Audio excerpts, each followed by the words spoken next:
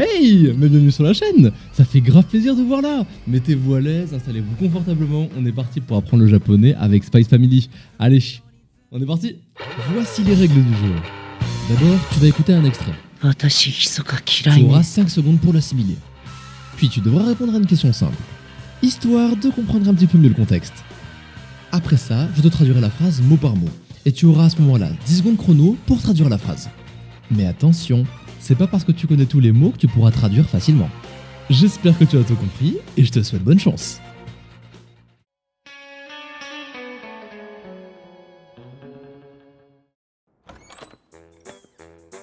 Oi!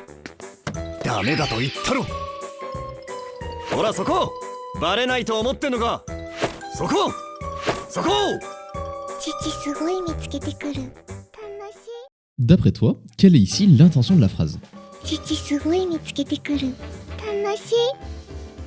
La réponse A, la réponse B ou alors la réponse C?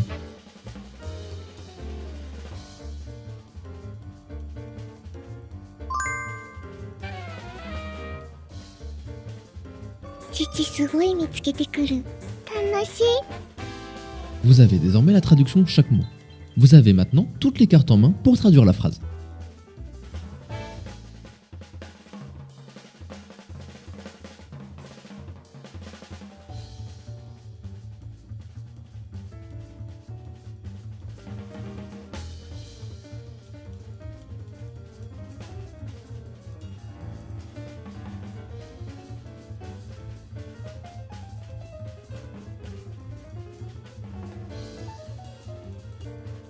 Mais donc, que veut dire la phrase? Vous avez à nouveau le choix entre 3 propositions.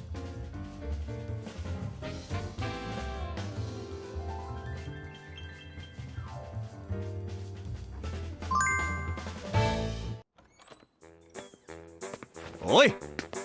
ダメだと言ったろ。ほらそこ！バレないと思ってんのか。そこ！そこ！父すごい見つけてくる。楽しい。 Passons maintenant aux explications. 父すごい見つけてくる。楽しい。 Hop là, me revoilà. Bon, c'est une phrase très simple, ça va aller très vite. Déjà, voici les mots faciles et les mots difficiles de la phrase. La première chose qui devrait vous sauter aux yeux, c'est une particule qui s'est rajoutée, la particule de thème wa. Une particule toute banale qui nous fait comprendre que papa est le sujet de la phrase, mais elle n'y était pas. Parce que dans le japonais d'animé, le japonais familier, on a tendance à ne pas le mettre, souvent parce que le sujet est explicite. Donc pour les prochaines fois, même si elle n'y est pas, gardez quand même en tête qu'elle fait toujours effet. La deuxième difficulté concerne le verbe mitsuketeru. Dans le japonais d'animé ou le japonais familier, on va souvent omettre le i du présent continu. Et c'est ce que nous avons sous les yeux. Mitsuketeru est en fait mitsuketeiru, qui est donc le présent continu de mitsukeru, trouver. Et concernant la dernière difficulté, il s'agit de la ponctuation. Et oui, le traducteur de l'animé a mis une virgule à ce moment-là, mais en réalité ce serait plutôt un point. Oubliez jamais qu'une phrase se termine toujours par un verbe. Bien, maintenant que les bases sont mises, passons à la phrase numéro 2.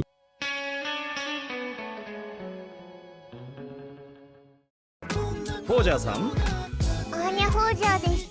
これお父さんかお母さんに渡してね。母存在しない。あ、そう、ごめん。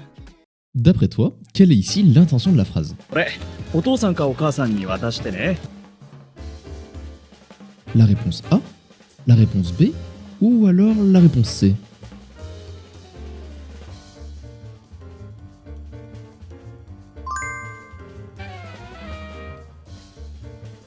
これお父さんかお母さんに渡してね。 Voyons voir si avec les mots tu peux traduire la phrase.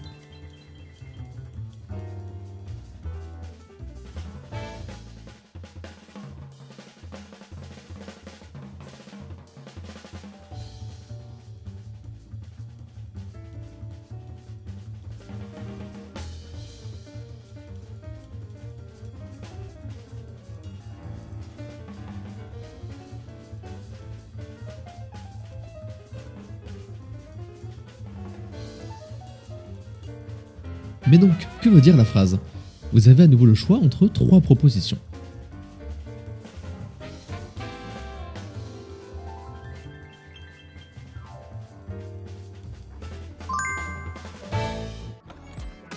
Forger さん、アアーニャ・フォージャーです。これお父さんかお母さんに渡してね。母存在しない。あ、そうごめん。 Passons maintenant aux explications. これお父さんかお母さんに渡してね。 Et heureux, je vous ai manqué. Bon, pour cette phrase, voici les éléments complexes.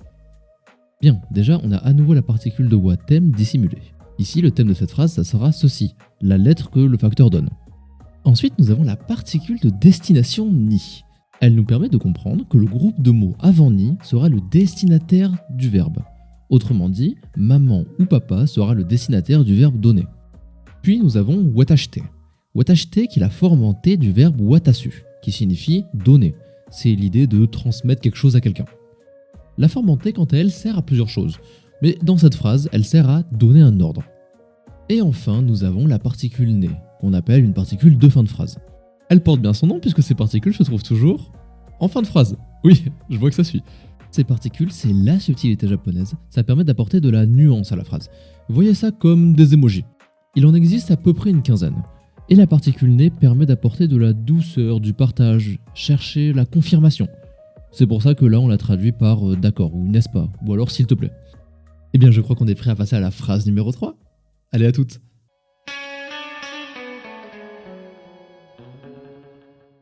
まあ私なら殺し返しますけれど。いけません。こんな考えではいずれ誰かに殺し屋だと見抜かれてしまいます。もっと普通の人にならなくては。殺し屋、スパイ、殺し屋、アーニャ、ワクワク。 D'après toi, quelle est ici l'intention de la phrase? もっと普通の人にならなくては。 La réponse A, B ou C?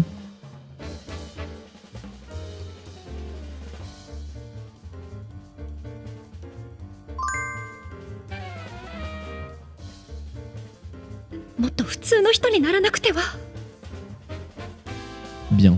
Et voici maintenant la traduction.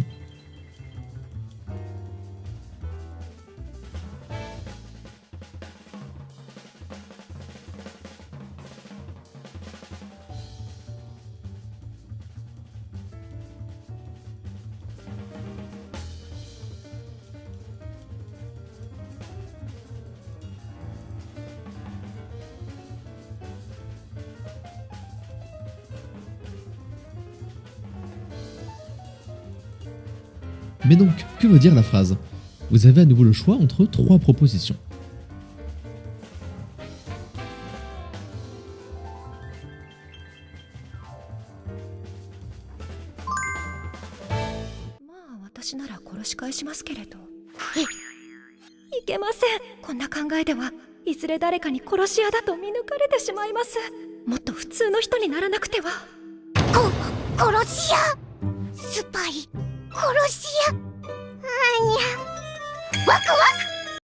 Passons maintenant aux explications.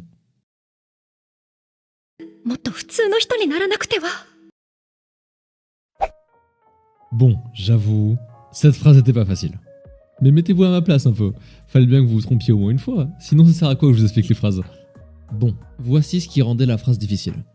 Déjà, il y a deux raisons. La première, c'est qu'il manquait un mot, ils ont retiré un mot de la phrase. Et la deuxième, c'est qu'ils n'ont pas traduit mot par mot, mais c'est plutôt de l'interprétation. La phrase veut littéralement dire « Si je ne deviens pas quelqu'un de normal, ça ne va pas aller ». Et l'animé l'a tout naturellement traduit par « Je dois devenir quelqu'un de plus ordinaire ». Bien, déjà on a la particule no, la particule de caractérisation. Elle vient caractériser le mot « personne ». Un petit peu finalement comme la particule de possession, personne va appartenir, va devenir ce qu'il y a avant la particule no. Donc quelqu'un de normal, quelqu'un de plus normal. Et ce qui rendait la phrase réellement difficile, c'est sa fin. Accrochez-vous bien, naranakute est la forme naru, devenir, conjuguée à la forme présent négatif, qui devient naranai. Puis naranai est lui-même transformé en forme en T pour enchaîner l'action qui suit. Et ça devient donc naranakute.